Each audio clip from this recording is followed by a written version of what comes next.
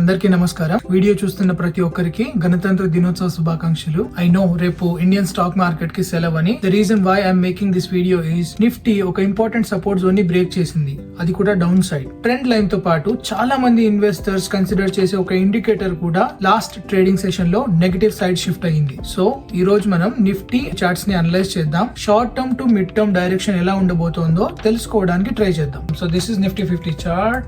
Last time నేను video post చేసినప్పుడు it was around this point. January 20th video post చేశాను నేను. ఆ తర్వాత 3 ట్రేడింగ్ సెషన్స్ అయ్యాయి, 21, 22 అండ్ 23. సో రేపు ఇండియన్ స్టాక్ మార్కెట్ కి holiday, which means markets will open on Tuesday. January 21st trading day candle ని గమనించండి. Okay, even 22nd. ఈ 21st అండ్ 22nd క్యాండిల్స్ ని ఇండెసిషన్ క్యాండిల్స్ అంటారు. ఇండెసిషన్ క్యాండిల్స్ అని ఎందుకు అంటారో ఇప్పుడు ఎక్స్ప్లెయిన్ చేస్తాను. So market open and close almost ఒకే చోట అయ్యాయి, రైట్?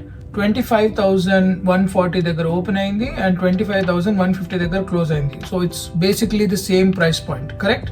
ఇక్కడ ఏం జరిగిందో అర్థం చేసుకోవడానికి ట్రై చేయండి. Okay, January 21st buyers and sellers ఇద్దరు మార్కెట్ లో కంట్రోల్ తీసుకోవడానికి ట్రై చేశారు, right? First of all let's look at this support line, right? ఈ ట్రెండ్ లైన్ ని గమనించండి.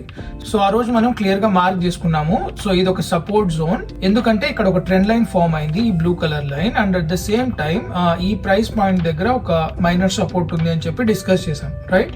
ఆ రీజన్ వల్ల ఆ రోజు బయర్స్ కూడా మార్కెట్ లో కంట్రోల్ తీసుకోవడానికి ట్రై చేశారు. ప్రైస్ 24,900 వరకు పుష్ అయినా buyers try to push it up ఇక్కడ దాకా, right? And at the same time buyers control తీసుకోవడానికి ట్రై చేసినప్పుడు సెల్లర్స్ కూడా మార్కెట్ లో కంట్రోల్ తీసుకోవడానికి ట్రై చేశారు. So full day tug of war తర్వాత neither buyers won nor sellers won, right? ఆ నెక్స్ట్ డే ఏం జరిగిందో గమనించండి. మార్కెట్ గ్యాప్ అప్ ఓపెన్ అయింది, which is a good sign. ఎందుకంటే సపోర్ట్ జోన్ దగ్గర నుండి మార్కెట్ గ్యాప్ అప్ ఓపెన్ అయ్యి ఒకవేళ ఈ క్యాండిల్ పైన క్లోజ్ అయినుంటే it would have been a very good sign, right? That the buyers are in control. But అలా జరగలేదు. దీన్ని కూడా మనం ఒక ఇండెసిషన్ క్యాండిల్ లాగానే గమనించవచ్చు. ప్రైస్ ఓపెనింగ్ అండ్ క్లోజింగ్ ఇంచుమించు 30-40 పాయింట్స్ డిఫరెన్స్ లోనే జరిగింది. అండ్ ఆ రోజు సెల్లర్స్ కూడా కంట్రోల్ తీసుకోవడానికి ట్రై చేశారు, బయర్స్ కూడా కంట్రోల్ తీసుకోవడానికి ట్రై చేశారు. But at the end of the day market ఒక ఇండెసిషన్ తో క్లోజ్ అయింది. బయింగ్ ఆర్ సెల్లింగ్ పవర్ ఉన్నప్పటికీ ఎటువైపు స్ట్రెంగ్త్ ఉంది అని ఆ రోజు డిసైడ్ అవ్వలేదు. And the next day is when the actual damage happened.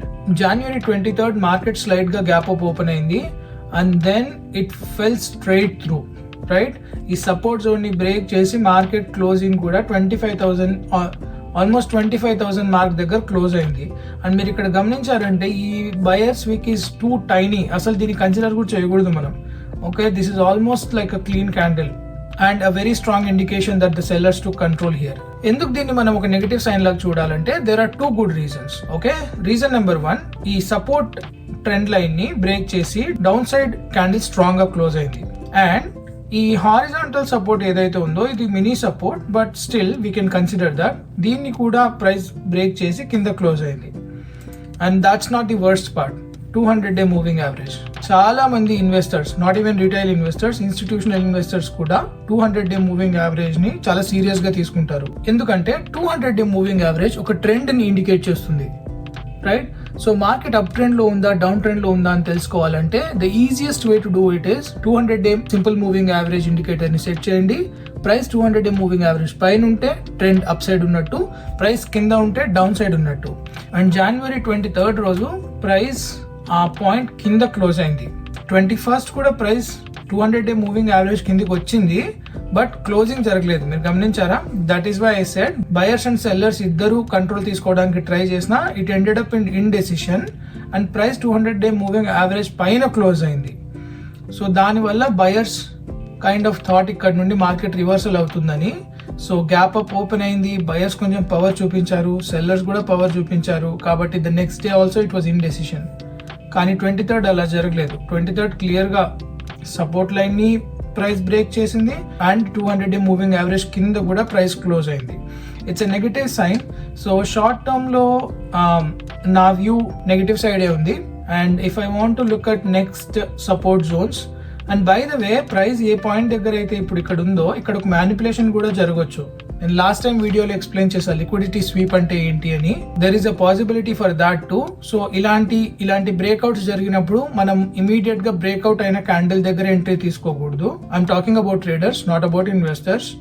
ఒకవేళ ట్రేడర్స్ ఎవరైనా చూస్తుంటే you have to wait for another clear strong signal that it is a down trend. ఒకవేళ మార్కెట్ మ్యానిపులేషన్ జరిగి ఇక్కడ రివర్సల్ తీసుకుంటే which is good, but looking at the global factors, short term lo positive recovery నాకు కనపడట్లేదు. I might be wrong, but that's my opinion. So దాని తర్వాత next support zone 24,600 around ఈ point దగ్గర ఉంది. దెన్ దాన్ని కూడా బ్రేక్ చేస్తే 24,400 is the next support zone.